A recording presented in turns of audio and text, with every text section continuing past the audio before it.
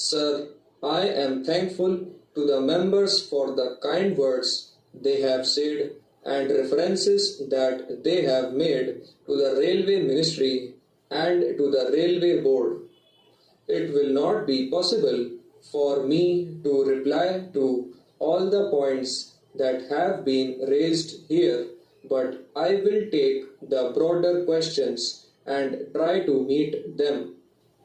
The budget has been appreciated that financially it is a sound budget. It has been suggested from certain quarters that the surpluses could be increased if more economy is effected in certain items of expenditure. I have been trying, and the Railway Board too, to see whether we could further economize in the various sectors of the running of the railways, and we will continue to do that. It has been appreciated by the whole House that the importance of the transport capacity of the country cannot be overemphasized. I am fully aware that what I have proposed in the budget, that is, the enhancement of the capacity for the transport of goods traffic in addition to what has been provided in the second 5-year plan, will not be enough to meet the requirements of the country. It is not that we are not aware of that, but we have at the present moment to try to increase the capacity only according to the resources that may be available to us. And when I speak of the resources, I do not mean only monetary resources, but I mean also the material resources. As I have said, I am not going into details. Of course, it is a very relevant point that has been raised by Dr. Kunzru, but I am not going into all those details. All that I say is that even this enhanced capacity will not be sufficient, and the railways will not be in a position to meet all the requirements of the country in the matter of transportation of goods traffic.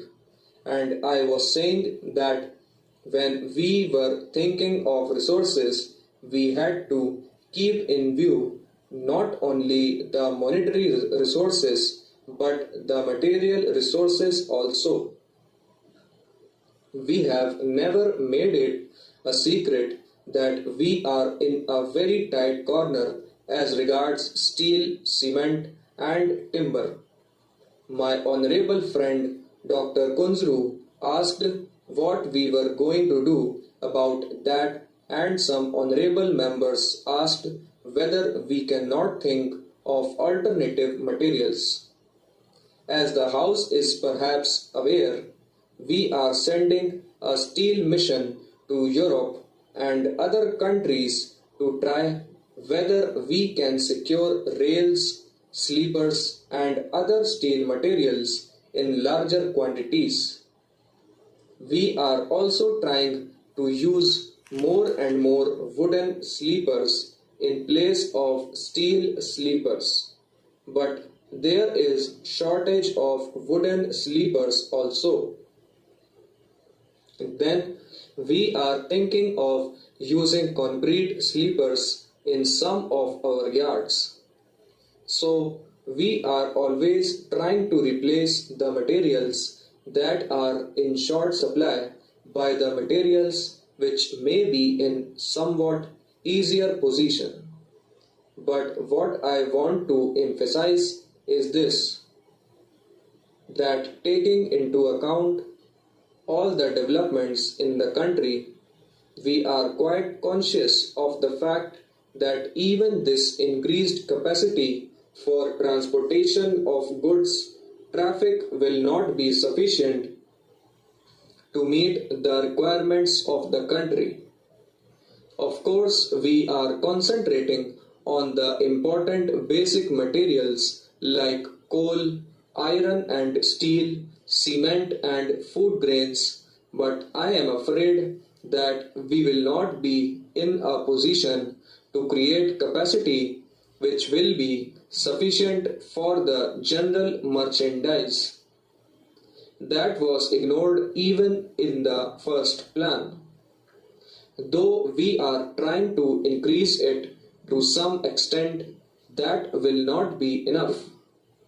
So it comes to this that the railway minister will approach the planning commission again, argue with them, and try to impress upon them the necessity of creating additional capacity for the railways, and if we are fortunate to secure some additional allotment from them, we will try our best with our advisors and officers to create additional capacity with the resources available. In this connection, it will not be out of place to make a mention about the various demands that have been made in this house for opening new railway lines in various parts of the country. Sir, I have got briefs about each one of these demands, but I will not take the time of the House in giving reasons why one of them may be taken up during the course of the second 5-year plan and why the other may not be taken up. I will only say that demands have been made practically from every state: Andhra, Karnataka, Odisha, Madhya Pradesh, Bihar, Kerala, Assam, and I do appreciate that there is necessity of new railway lines practically in every state.